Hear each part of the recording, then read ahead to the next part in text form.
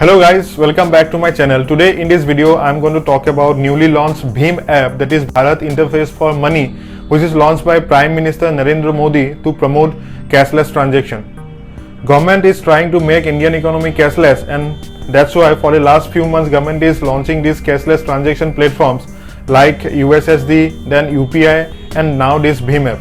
For USSD and UPI I have made a different video, link of which is provided in the description box, and also in the video you can have a look at USSD and UPI to get an idea about these platforms. In this video I am particularly going to talk about Bhim app, its advantages, and how you can use the Bhim app. So without further ado, let's get started.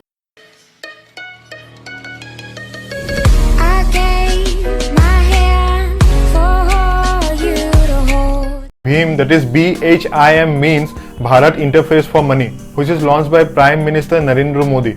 It is based on UPI, that is Unified Payment Interface, which is launched by NPCI, that is National Payment Corporation of India. It is a body which looks the payment related matters in Indian banking system. Like say mobile banking, then RTGS, NEFT, all these matters are looked after by this organization. Presently the app is available only for Android OS, so the iOS and Windows users have to wait for a while for using the app. Talking about the features of this app, you can send and receive money from any UPI based or non-UPI based account. For UPI based account, you just need his UPI based address for sending the money. That's all you need. You don't need to give your bank account number, your IFSC code or anything. You just need to share your UPI based address. If the person with whom you want to make the transaction do not have UPI based address, you need his account number and IFSC code. The additional advantage is that you can make banking transaction just by using the QR code. Every Bhim user can create their QR code and they can use their QR code for making banking transaction. Let's say if someone else wants to send money to you, you just need to share your QR code to that particular person, and the person just by scanning your QR code will be able to send money to your account. It's that simple. Now let's talk about the differences or rather the advantages of this app over the wallet. In wallets like say Paytm or MobiKwik, you need to add money from your bank account to this wallet and then only you will be able to send money. And the biggest drawback is that for sending money, the person must have the account with that particular wallet. Otherwise, you won't be able to send money. Like say you cannot send money from Paytm to MobiKwik or MobiKwik to Paytm.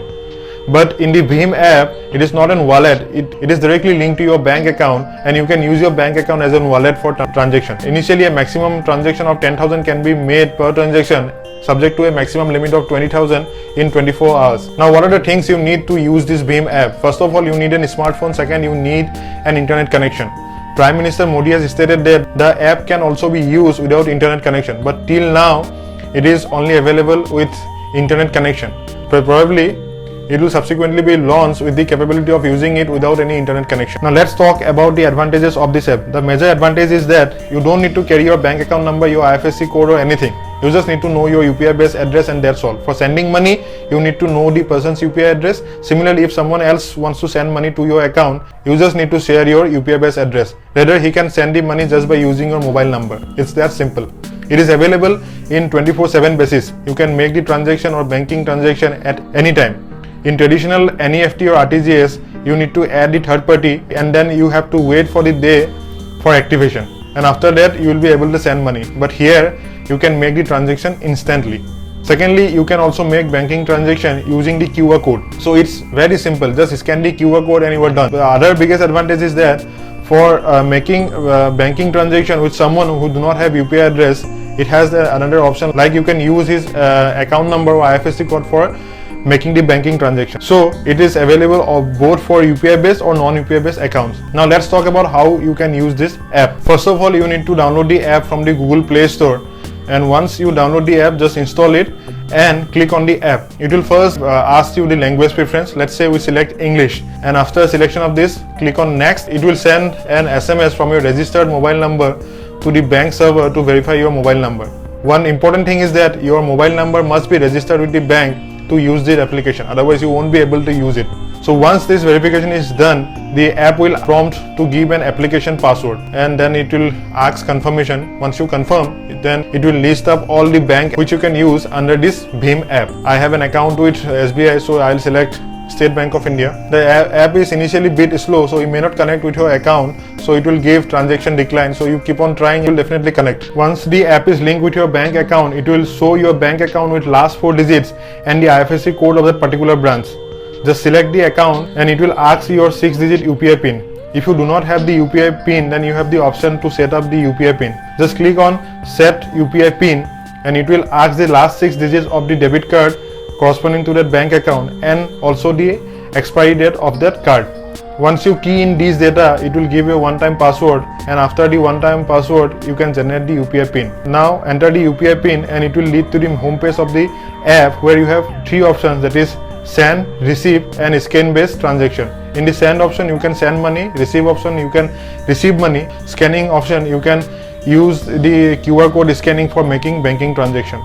In the send option, if you want to send money to someone else, just click on send and it will ask the mobile number or the UPI based address of that particular person.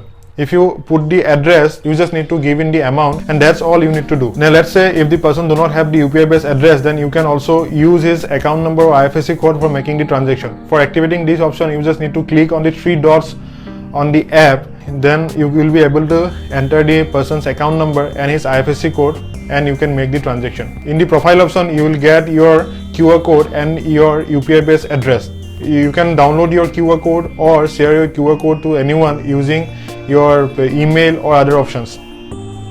So for making transaction, you can also send the QR code to someone else and you can scan your QR code for making transaction.